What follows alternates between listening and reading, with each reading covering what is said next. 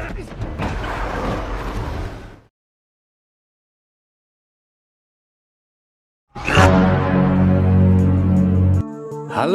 selamat datang di channel Sok Genius, channel yang membahas alur cerita film.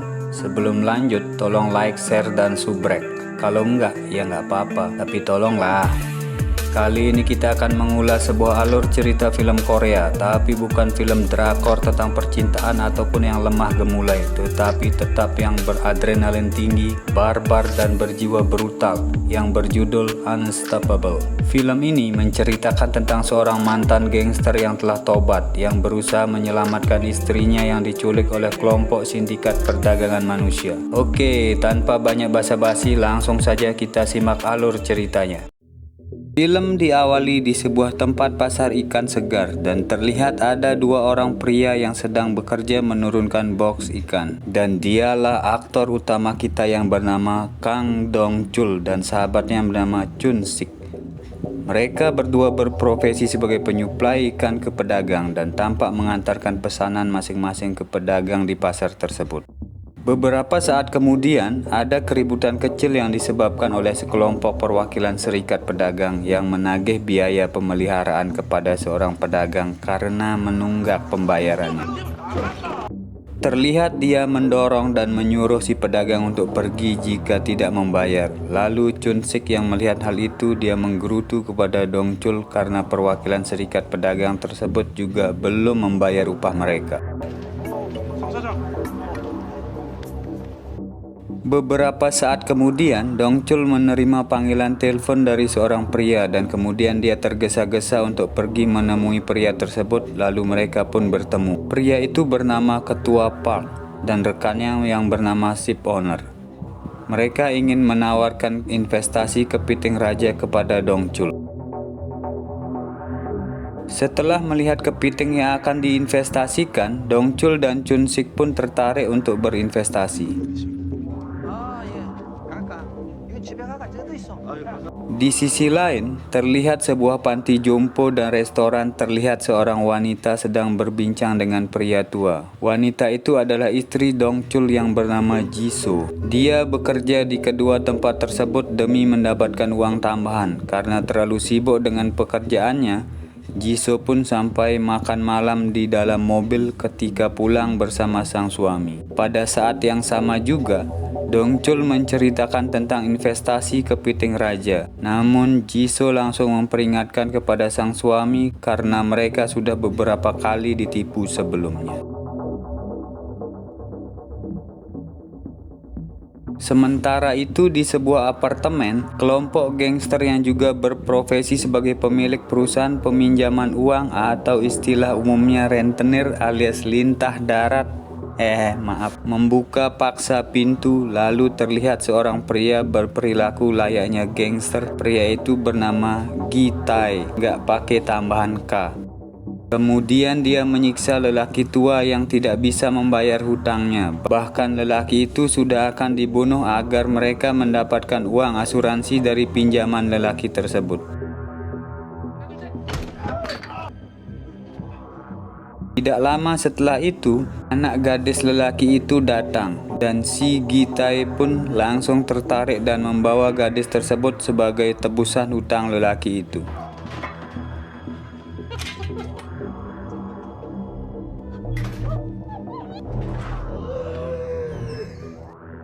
Ketika dalam perjalanan pulang, di saat lampu merah, mobil komplotan tersebut tidak sengaja menabrak mobil Dong Chul dari belakang. Lalu Dong Chul memeriksa kondisi mobilnya dan menyuruh sopir itu turun dan membuat laporan kecelakaan. Sopir itu mengajak berdamai dan memberikan kartu nama dan melemparkan sejumlah uang kepada Dong Chul karena mengabaikan ajakan damainya.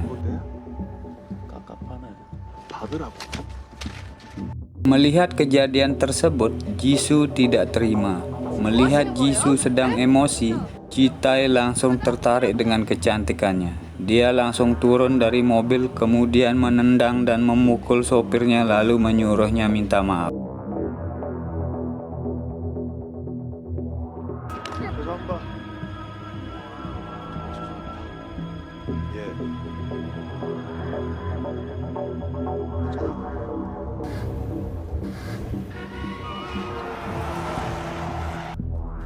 Keesokan harinya, Dongchul mendatangi kantor serikat pedagang untuk meminta bayaran upahnya yang selama ini belum dibayar. Dengan berat hati, dia memberikan uang kepada Dongchul, namun uang yang diberikan hanya sedikit. Keesokan harinya, di sebuah minimarket Alfamart, di mana Chung Sit sedang menceritakan keluh kesahnya kepada Dongchul mengenai kondisi keuangannya dan investasi kepiting raja. Kemudian Dongchul menerima panggilan dari ketua park bahwa kapal pembawa kepiting raja telah ditahan otoritas Cina karena kapal tersebut melewati wilayah Cina. Di sisi lain, Jisoo sedang berdiskusi dengan seorang pengacara di kantor pengacara tersebut dan membahas tentang permasalahan biaya sewa apartemen mereka. Lalu pengacara itu memberikan saran terbaiknya untuk Jisoo. Sementara itu di seberang jalan, anak buah Gitai sedang mengintai Jisoo. Ketika Jisoo dan Dongchul bertemu di sebuah restoran, Jisoo menceritakan hasil pembicaraannya dengan pengacara tersebut bahwa saran terbaik untuk mempertahankan apartemen mereka adalah dengan bercerai. Dongchul pun langsung menolak saran dari pengacara dan mengatakan bahwa dia telah melakukan investasi kepiting raja dari hasil pinjaman dan total nilainya yang sebesar $100.000 membuat Jisoo kaget. Bahkan Jisoo pun langsung pulang menggunakan taksi saat Dongchul menyiapkan kue ulang tahun.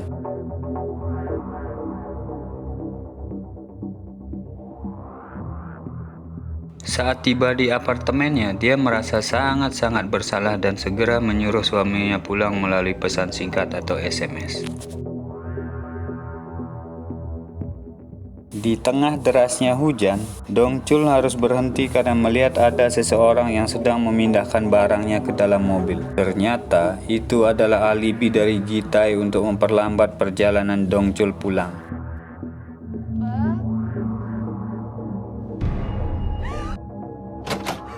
Sementara itu, kelompok Gitai yang lain masuk secara paksa ke dalam apartemen Jisoo.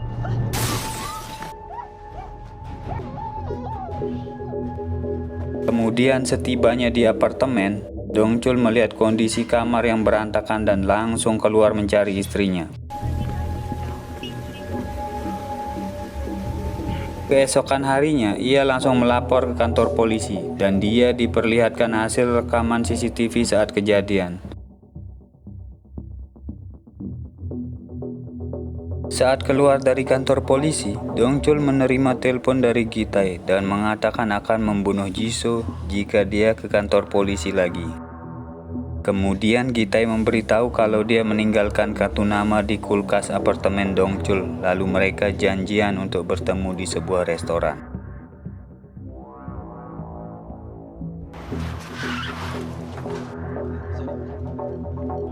Setelah cukup lama menunggu, Dongchul menerima panggilan telepon dari Gitai untuk menjual istrinya dengan imbalan uang sebanyak 1 tas yang ada di depannya. Tidak terima dengan hal tersebut, Dongchul langsung membawa uang itu ke kantor polisi. Melihat motif pelaku, polisi berasumsi bahwa kasus ini merupakan kasus perdagangan manusia.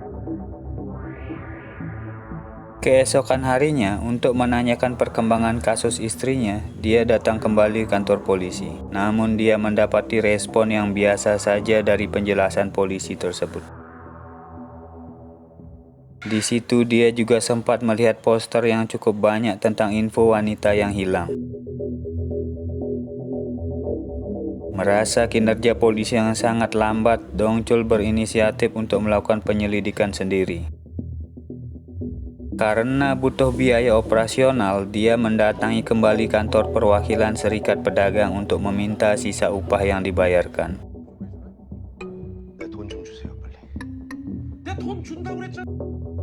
Namun Dongchul justru diusir oleh ketua Kang Jun, sehingga terjadilah baku hantam dengan para anggota serikat.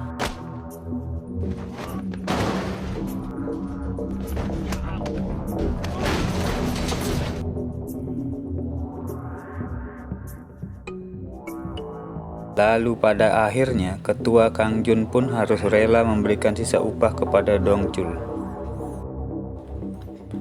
Setelah itu, Dongchul dan Chunsik mendatangi seorang detektif swasta di mana ia bernama Detektif Bir, nggak pakai bintang.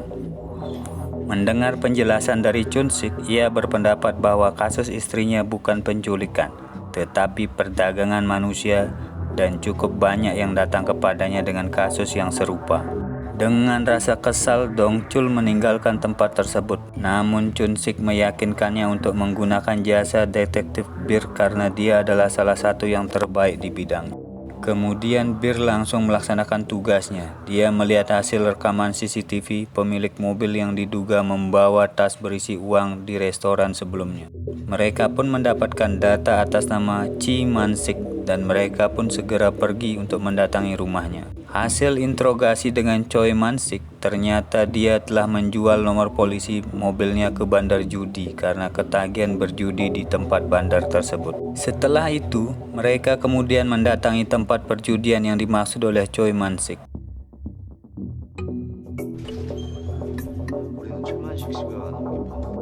Lalu Bandar pun mencurigai Dongchul dan kawannya adalah seorang detektif, lalu memanggil anak buahnya untuk menghajar Dongchul dan kawan-kawannya, sehingga terjadilah baku hantam.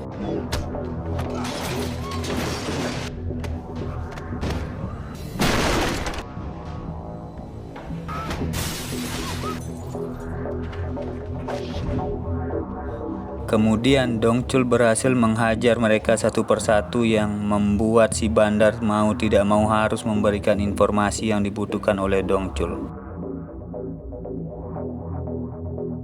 Malam hari pun tiba. Dongchul mengunjungi sebuah klub malam sesuai alamat kartu nama yang diberikan oleh si Bandar. Namun ternyata kartu nama tersebut sudah lama dan sudah berganti pemilik usaha. Tetapi saat akan pulang, Dongchul melihat seorang pria menurunkan gadis cantik dari mobil. Setelah mereka masuk ke dalam klub malam, Dongchul penasaran dengan mobil tersebut dan teringat dengan wajah pria itu, di mana mirip dengan wajah orang yang menghambat perjalanannya ketika akan pulang ke apartemennya. Pria tersebut bernama Lim Gyu. Saat Lim Gyu berada di dalam mobil, Dongchul menghampirinya dan memintanya untuk turun. Namun tiba-tiba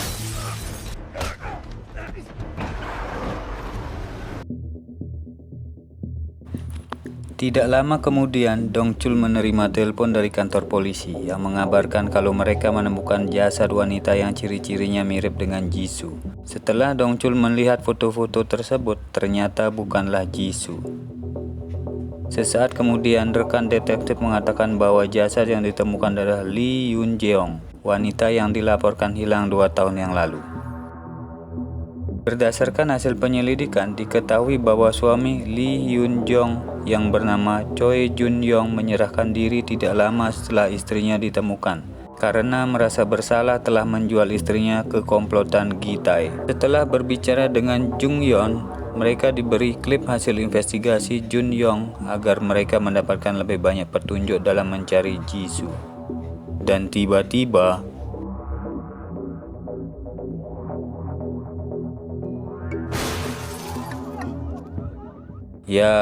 Choi Jung Yeon melakukan bunuh diri dari atas gedung. Kemudian Dongchul mengunjungi kantor pembiayaan atau rentana yang terdapat di kartu nama yang diberikan Choi Jung Yeon dan ternyata sama dengan yang diberikan oleh sopir yang menabrak mobilnya. Pria itu bernama Du Sik. Lalu Dongchul menyeret keluar Du Sik dari ruangannya, kemudian langsung dibawa ke tempat detektif Bir untuk diinterogasi. Di tempat lain, ternyata Gitai melihat kejadian tersebut melalui rekaman CCTV. Kemudian dia melakukan panggilan video dengan Dongchul. Di situ, Gitai memperlihatkan kondisi Jisoo yang sedang terikat dan menyuruh Dongchul untuk membunuh Du Sik. Lalu Dongchul pun mencekik leher Du Sik dengan tali, melihat Jisoo disiksa oleh Gitai.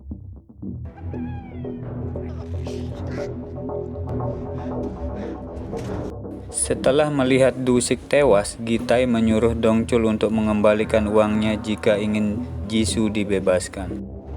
Setelah panggilan berakhir, Dongchul menyadarkan Du Sik yang hanya dibuat pingsan dan meminta keterangan darinya. Kemudian mereka mulai merencanakan untuk mencuri kembali uang Gitai yang berada di kantor polisi. Saat sampai kantor polisi, Bir dan Jusik yang menyamar menjadi seorang jaksa mendatangi kantor polisi. Namun rencana mereka tidak berjalan lancar karena polisi mulai mencurigai akan gerak-gerik mereka.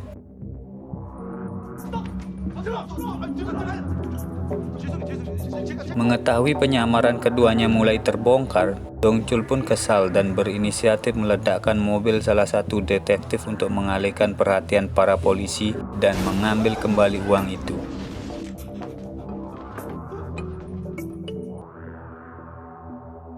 Mereka pun berhasil kabur membawa uang tersebut. Di tempat lain, tepatnya di persembunyian tempat wanita-wanita hasil penculikan, terlihat Gita yang marah besar dan memukuli Lim Gyu yang telah menganiaya salah satu wanita yang mencoba melarikan diri. Tidak lama kemudian, Gitai menerima kabar dari Dongchul bahwa mereka berhasil mendapatkan kembali uang tersebut. Gitai pun mengajak untuk bertemu di tempat persembunyiannya dan menyuruh anak buahnya untuk membunuh Dongchul setelah mendapatkan kembali uangnya. Selain itu, Dongchul juga mengabari polisi mengenai lokasi pertemuan mereka. Melihat kondisi yang sepi, Jisoo dan temannya mencoba untuk melarikan diri melalui jendela trali, akan tetapi hanya Jisoo yang berhasil kabur.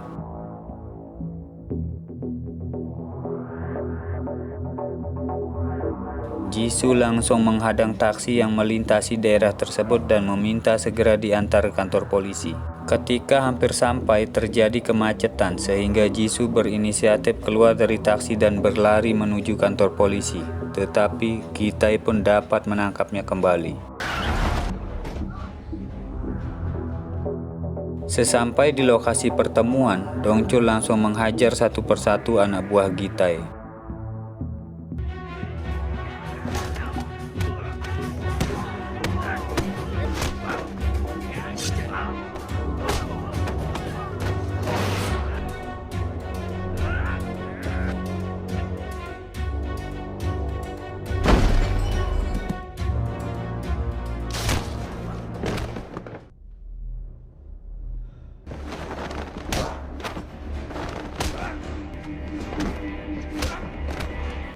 Sementara itu, Bir dan Junsik membebaskan tahanan wanita yang akan dipindahkan ke tempat persembunyian yang lain.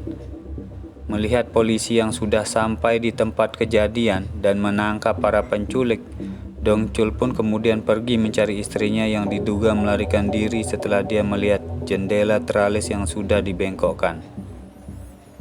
Ketika dalam perjalanan, mobil Dongchul berpapasan dengan mobil Gitai. Mereka pun saling menatap satu sama lain. Gitai yang melihat itu adalah Dongchul, dia langsung menyuruh sopirnya untuk kabur. Lalu terjadilah aksi kejar-kejaran yang cukup menegangkan. Dongchul berusaha menahan mobil Gitai dari depan. Lalu tabrakan kedua, mobil tidak dapat terhindarkan dan membuat mobil terguling dan jatuh ke bawah bukit seberang jalan.